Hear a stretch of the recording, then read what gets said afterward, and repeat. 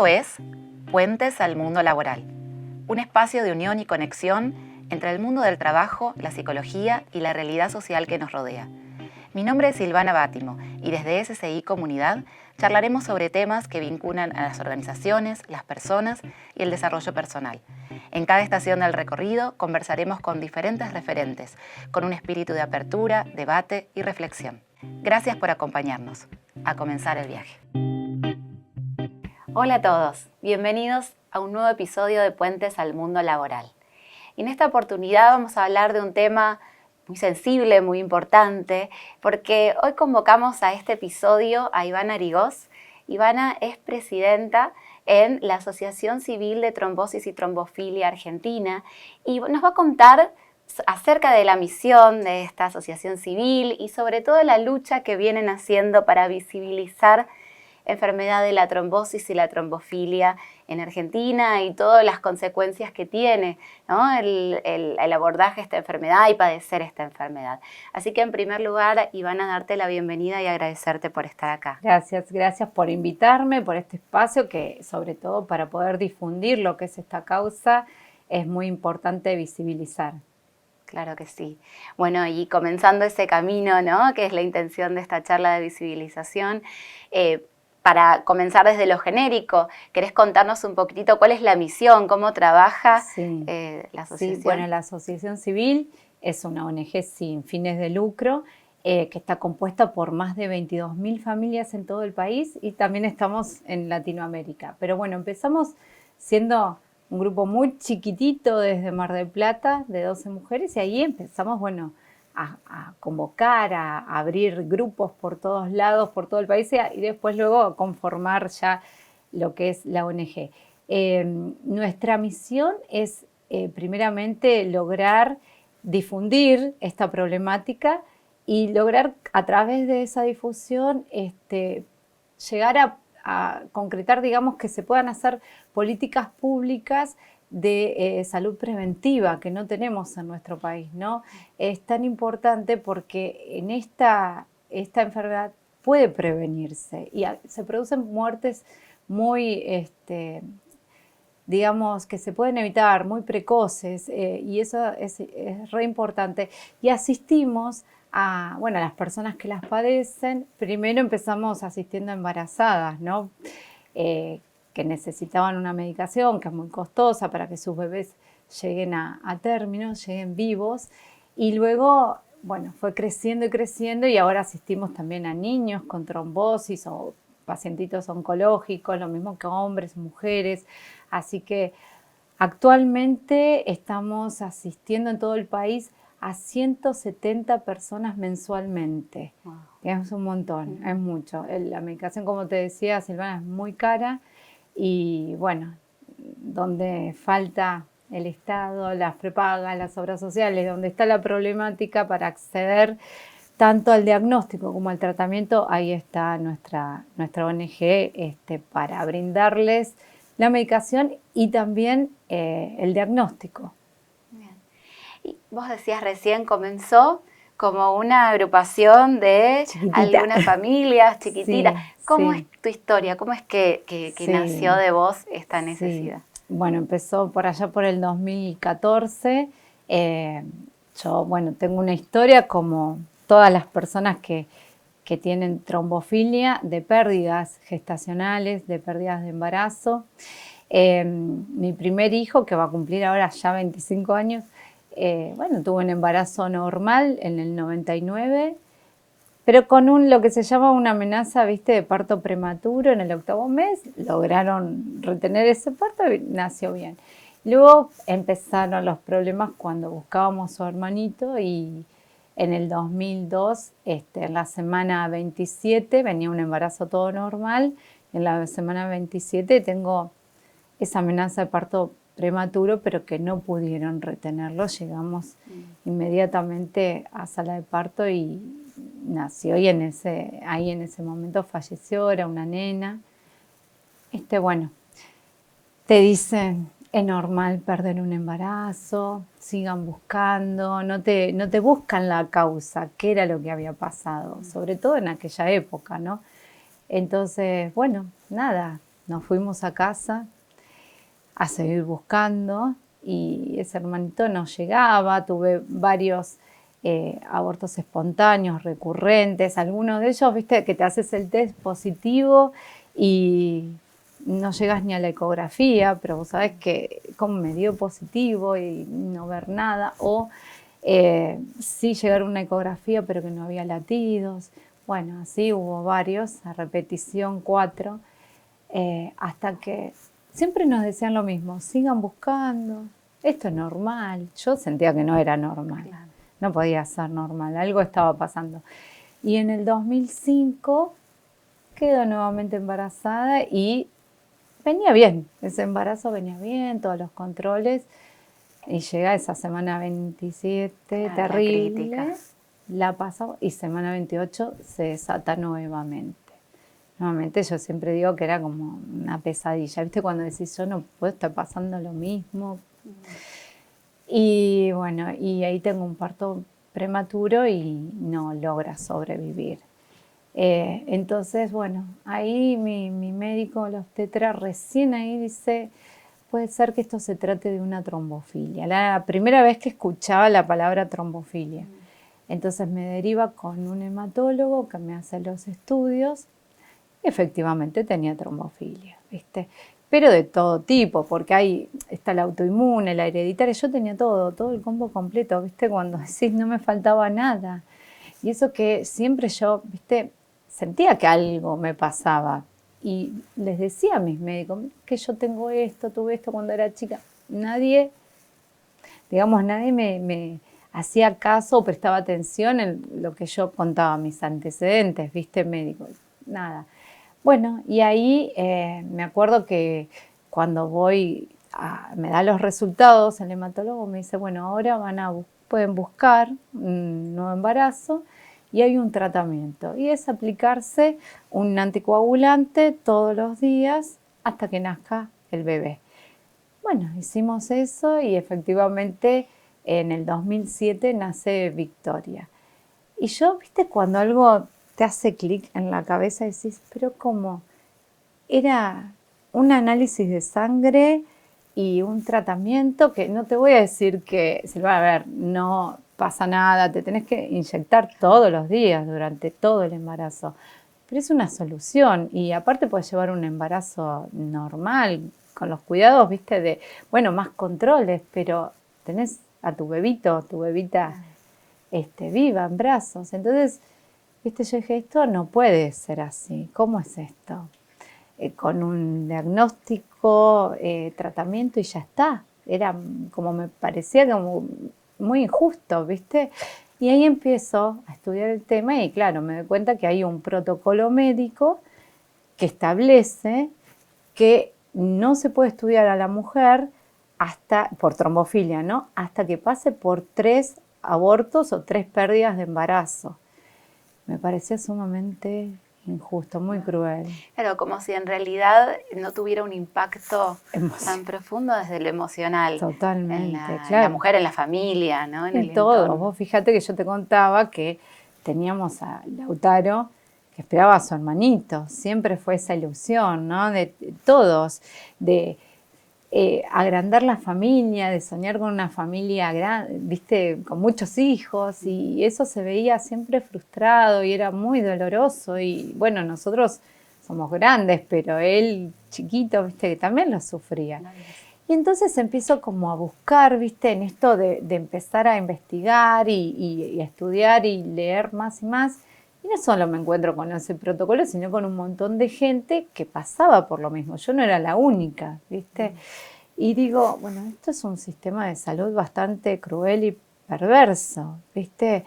Y ahí empezamos, por allá en el 2014, 2015, cada vez éramos más, y me daba cuenta que no es solo una cuestión, esto que vos decís, no es solo una cuestión de mujeres.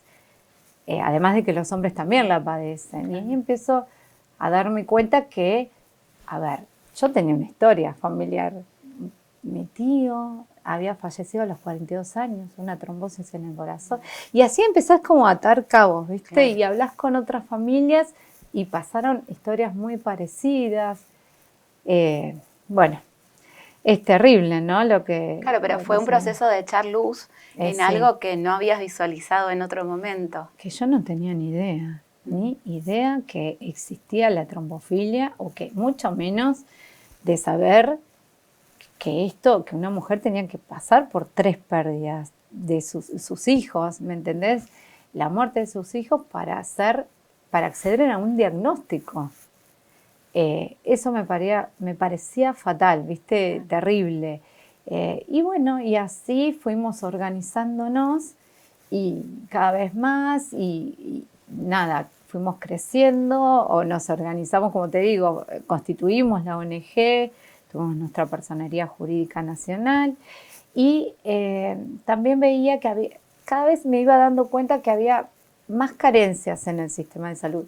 El acceso al diagnóstico por esta razón, pero también porque las prepagas eran reticentes o las obras sociales a cubrir los estudios que son costosos, el tratamiento. Entonces, bueno, ¿qué hacemos? Decíamos. Y esto fue como marchando y queriendo tapar esos huecos que, bueno, que era la problemática que hoy en día todavía tenemos, ¿no? Y no solamente en Argentina, esto se replica en todo el mundo porque son consensos internacionales que establecen estos protocolos médicos, ¿no? Claro. Y hablando justamente al echar luz y de conectar con otras mujeres y otras Sí. familias que habían vivido lo mismo, ¿existen cifras más o menos de Bueno, hoy cómo? eso es un buen punto porque otro problema con el que nos encontrábamos, cuando buscábamos estadísticas, no había estadísticas en Argentina. Entonces bueno, vamos a las estadísticas mundiales. Bueno, la Organización Mundial de la Salud tiene un ranking de mortalidad, ¿no? Ella establece que, bueno, cada 4 personas en el mundo, una fallece por una trombosis. Siempre hablando en personas jóvenes, ¿no? Menores de 55 años. Un ACV, un infarto de miocardio, que mayormente lo sufren los hombres, una trombosis pulmonar, y está la prematurez también. Entonces yo decía, bueno, esto está relacionado. Sí, claro, estaba relacionado, porque si esa persona no tiene un diagnóstico precoz, no puede tener los cuidados que requiere. Y bueno, vos, por ejemplo, tomas un avión, no sabes que tenés trombofilia y te da una ACV si no estás anticoagulada. Entonces, o las mujeres, yo veía y decía, llega mucha gente a la ONG, ¿no? Y se repetían los casos. Yo tuve una ACV porque tomaba pastillas anticonceptivas. Bueno, la importancia que hay del diagnóstico precoz en la mujer ya prefértil también, lo que se llama, ir al ginecólogo y no le preguntaban los antecedentes familiares y le recetaban una pastilla anticonceptiva con estrógenos que está prohibida en mujeres con trombofilia. Y muchas tenían estos casos de ACV. Entonces, ahí empezó nuestra tarea, ¿no? La difusión, prevenir.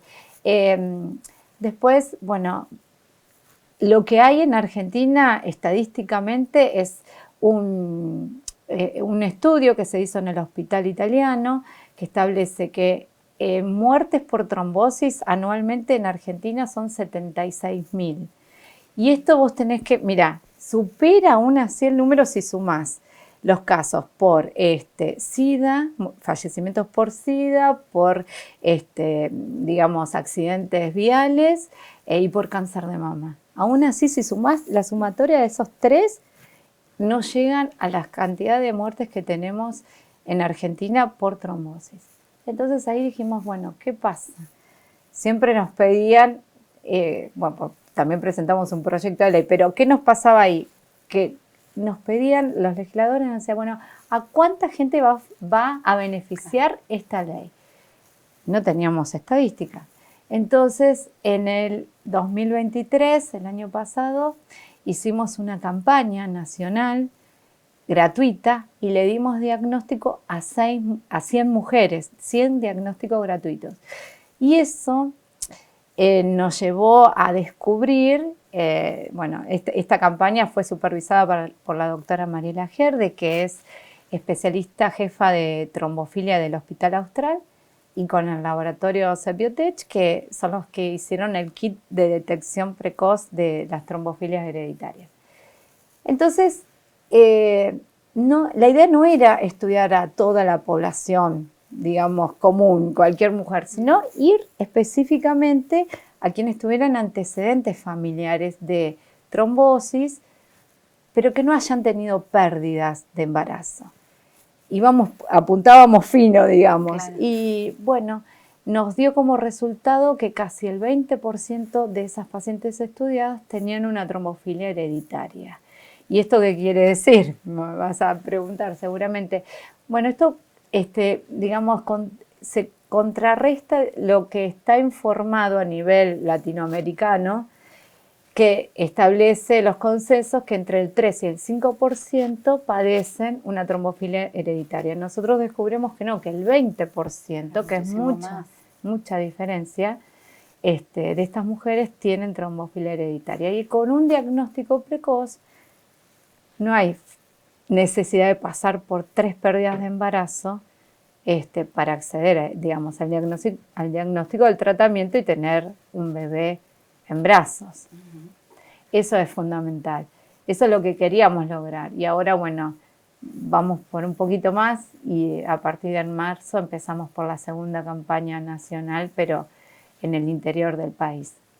¿En qué estado está? Me hablabas recién de la ley, ¿no? Que están buscando de este proyecto. ¿En qué estado estás? Lo presentamos ya 2 veces y pierde estado parlamentario porque un poco que no hay interés tal vez en impulsarla, ya lo digo directamente desde los legisladores, ¿no? También hay mucha fuerza de un sector que no quiere que esta ley salga, que son las prepagas fundamentalmente, y las obras sociales. Y también esto que nos faltaba en estadística. Bueno, ahora tenemos estadística. Vamos a ver si en marzo podemos nuevamente presentar el proyecto de ley, que no pierda estado parlamentario. También hay una cuestión que en nuestro país cada 2 años hay votaciones, ¿no?, legislativas, y de esos 2 años uno se trabaja y el otro están en campaña y es bastante difícil impulsar la ley. Pero bueno, no nos rendimos.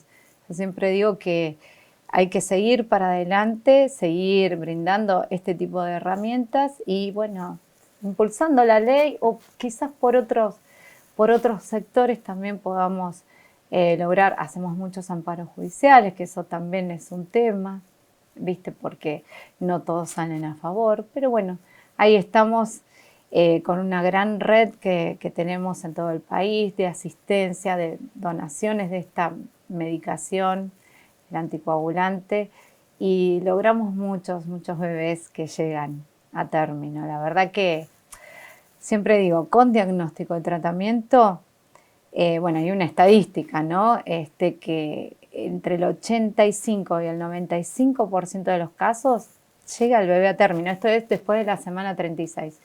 Una mujer que no tiene diagnóstico y que no tiene tratamiento, solo el 5% va a tener un bebito vivo y en su mayoría son prematuros. Claro. No, digo, qué importancia también en el impacto que tiene en toda la vida de esas mujeres, de esas familias, Sí.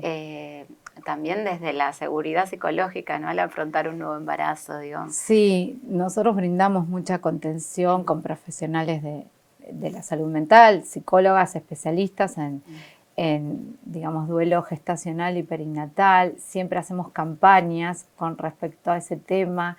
Está en el proyecto de ley también, ¿no? Porque si bien salió una ley que es la ley Johanna, que bueno, establece ciertas cosas, ¿no?, que de acompañamiento durante el duelo gestacional, que está muy bien, pero establece que eso es a partir de la semana 22. Entonces nosotros nos planteamos, ¿y qué pasa con la que perdió su bebé en el primer trimestre o antes de la semana 22? A ver, el dolor no se puede cuantificar, ¿viste? No, y va más allá de la cantidad de semanas de gestación, exacto, porque están involucrados un montón de proyectos, de expectativas, de deseos. Totalmente, ¿no? Una mamá, un papá, la familia en general que ya está planificando hasta la vida de ese bebé. siempre cuento que si es nena, viste, vos pensás, ¿cómo va a ser la fiesta de 15? Hasta eso, pero es así, uno tiene muchas ilusiones, pone todo, ¿no? En esa planificación familiar. Es tan importante lograr, ¿no? Que es un cambio cultural, yo sé que no es de un día para el otro. No tenemos esto que tanto se necesita, políticas públicas de salud preventiva. Acá estamos acostumbrados, viste, como los bomberos, que cuando está el incendio ve y se apaga, pero si se puede evitar. ¿Y cuánto dolor se puede evitar? Por supuesto, ¿no? bueno, es que pensaba en esto, que lo importante de las cifras, pero detrás de las cifras hay un montón de historias singulares, ¿no? Exacto. Y un montón de sufrimiento involucrado. Sí. Recordaba, bueno, hace muy poquito ustedes hicieron el evento de fin de Sí. año de la asociación y lanzaron un documental Sí. que nuclea, digamos, y que conecta las historias de un montón de familias Sí. que vivieron la pérdida de sus bebés a partir del diagnóstico. Sí. ¿Querés contarnos un poquito? Porque Sí, fue esto muy fue, emotivo. sí, se realizó el pasado 25 de noviembre en el Palacio Libertad, lo que era el ex CCK, en la Sala Argentina, en presencia de 600 personas. La verdad fue muy emotivo, trabajamos mucho para ese evento, mucha gente, mucha gente, todos de la asociación civil. El evento, ahí estrenamos el documental, el evento también se llama Doménico, Contar para Salvar, que fue declarado de interés cultural nacional. Realmente, bueno, participaron familias de la ONG que convocamos y cada una contó su historia de vida, sus pérdidas de embarazo, cómo, todo lo que tuvieron que atravesar, el dolor que tuvieron que atravesar para llegar a ese diagnóstico, y muchas de ellas a sus bebitos y otras que todavía aún lo están buscando, ¿no? Porque bueno, no es fácil, pero tampoco es imposible. Realmente fue muy hermoso el evento, participaron muchos médicos. Nuestro objetivo con esta película y con este documental es difundir, ¿no? Que se visibilice esta problemática que existe, que no podemos ya seguir silenciadas. No lo digo solo por las mujeres, ¿no? Sino por las familias, hablo en general. Que es importante que empecemos a darle voz a los que no pudieron ser, siempre digo, ¿no? Pero no pasaron por esta vida porque en vano, sin ninguna misión. Nosotros nos gusta creer y entendemos que es así, que fueron quienes nos dieron este diagnóstico y pudieron llegar los que sí se pudieron quedar. Entonces eso es importante que todos lo vean, pero también mostrar esto, ¿no? Que, a ver, por un consenso, ¿qué son consensos, Silvana? Es que se junta gente y muchas veces no es tan certero, los fundamentos no son tan científicos, y a veces contradictorios. Entonces, porque pueden decir mañana 4 pérdidas, 3, 2, bueno, también se puede decir que ninguna, porque se puede prevenir. Se puede llegar a un diagnóstico sin la necesidad de la pérdida de embarazos. Y eso es el mensaje que queríamos dar con Doménico, Contar para Salvar. Sí, bueno, yo estuve presente en ese evento que fue muy emotivo y creo que también escuchar, ¿no? Sí. A las voces de esas familias, todo el recorrido, la lucha, Sí.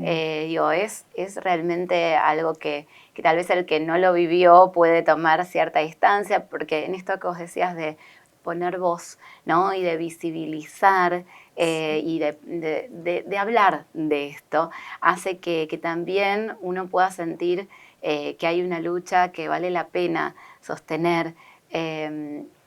Pienso que también las familias que participaron, más allá del trabajo de la ONG, ¿no? Pero digo, las familias que participan, también sentir que todo ese dolor puede estar siendo transformado en algo que pueda llegar a más personas. Exacto.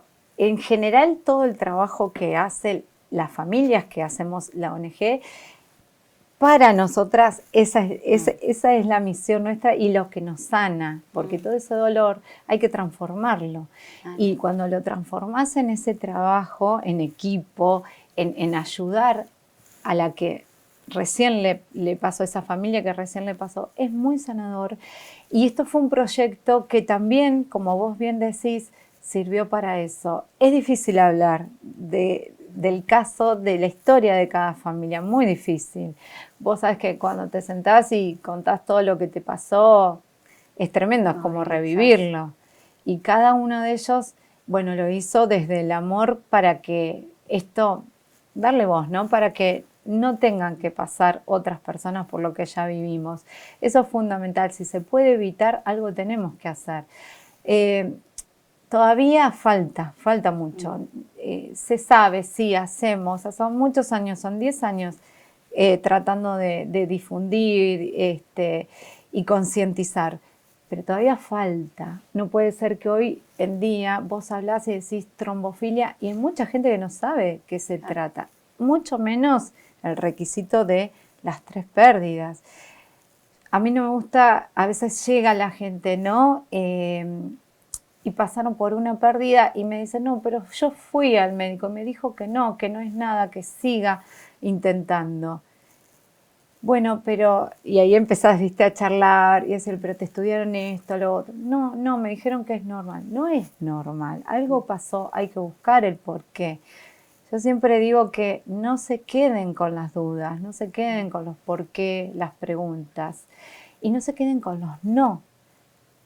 Sigan buscando al profesional que vos sentís que te escucha, que te analiza y dice, bueno, a ver, busquemos por qué se dio esa pérdida.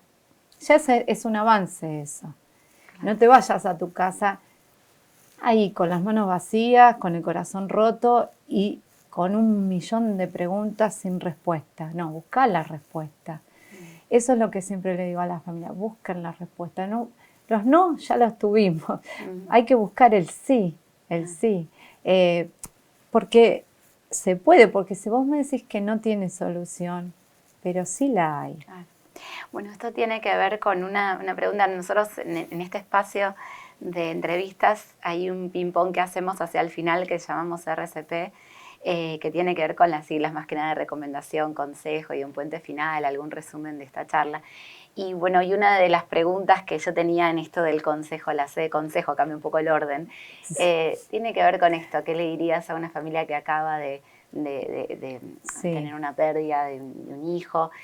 Bueno, algo de esto en preguntar, ¿qué más? Sí, en realidad que busquen la ayuda profesional. Es muy, muy importante el acompañamiento de una terapeuta, una terapia, digamos, en cuanto a lo que es el duelo gestacional y perinatal, porque podemos sostenernos entre las parejas, ¿no? Y sobre todo es una carga muy fuerte para el hombre que tiene que ser el pilar de la mujer, pero acá la pérdida es de los dos, el hijo es de los dos, no solo de la mujer. Entonces yo les aconsejaría eso, ¿no? Que busquen la ayuda, que también busquen el profesional médico que les dé la respuesta. Esto es lo que hablábamos recién, ¿no? Es todo un poquito de cada cosa. Que no se vayan vacíos y con la sensación de que no hay nada, que es normal y que no. Buscar un equipo médico es muy importante. Acercarse a personas que pasaron por lo mismo, se crean redes de contención muy importantes y ahí encontrás mucha ayuda porque te sentís como que se te vino el mundo abajo, ¿no? Y no sabes para dónde ir, porque no sabes de qué se trata, qué tenés que hacer. Por lo general no te acercan a la persona que te pueda ayudar y guiar un poco, porque tenés, sí, tu parte física rota. ¿A dónde voy? ¿Qué hago? ¿Qué busco? ¿Qué estudios me tienen que hacer? Y tu parte emocional, tu parte psíquica, bueno, también. Entonces, buscar, no quedarse solos. Y sí respetar su tiempo. Claro. Eso también, respetar el tiempo de sanar. Y cuando están listos, bueno, ahora sí. Volver a intentar no es fácil, es bastante duro. Entonces también tenés que tener contención ahí. Totalmente. Y en cuanto a la recomendación, que sería, bueno, ¿dónde buscar información sobre esto? ¿Qué recomendás en cuanto a tu experiencia? Bueno, yo, por ejemplo, busqué en las redes. Hoy las redes sociales es una herramienta tan importante que bien usada, ¿no? Te acerca ahí, estás muy, muy en el acto. Por ejemplo, nosotros respondemos, pero tenemos guardia, es muy, pero inmediatamente llega el mensaje. A nosotros, bueno, nos encuentran en todas las redes como Trombofilia y Trombosis Argentina. Y también podés llegar muy directo a los especialistas en el tema, ¿no? Porque como te decía hace un ratito, te ves perdida y muchas veces no está la información. Después, una vez que ya estás encaminada, hay mucho para investigar, para poder leer. También pedirle al médico en la consulta, bueno, que te explique qué es lo que pasa. ¿Qué te pasa a vos como paciente? Porque es muy necesario saberlo. Bueno, no es cuestión un recetario, anda, hacete esto, vení, no. Bueno, ¿qué es lo que yo tengo? Y poder entender como paciente, poder entender cómo funciona tu cuerpo es fundamental, porque eso te va a dar la seguridad. Bueno, ahora vamos a buscar, ¿no? Ese bebé tan deseado. Bueno, entonces con las herramientas, sabiendo qué te pasa, bueno, todo es un poquito más liviano. Bien. Bueno, y para finalizar esta charla, que por supuesto me quedaría mucho, sé que hay mucho más y de todo este recorrido de años acompañando familias, pero si tuviéramos que sintetizar en un puente final, ¿no? En una frase, tal vez un mensaje que vos quieras concluir de esta charla, ¿cuál sería? Bueno, yo siempre cierro cuando expongo con una reflexión más que nada, ¿no? Que no es justo, es muy cruel que una mujer tenga que pasar por la pérdida de 3 hijos, son vidas, ¿eh? Y que no puede ser que el acceso al diagnóstico se hable esto que vos decías, bueno, a ver, una cuestión económica, no, la vida de nuestros hijos no tiene precio, el dolor no tiene precio. Entonces, no puede ser que para acceder al diagnóstico se estén sacrificando vidas y que el derecho a la salud, ¿no es cierto?, esté también, el costo sea la vida de otro ser humano. Y no hablo solamente en esto en cuanto a lo que es el hijo, la pérdida gestacional, también vidas de cualquier persona menores de 55 años. Estemos tan al riesgo, al borde de perderla cuando se puede evitar. Claro. Bien.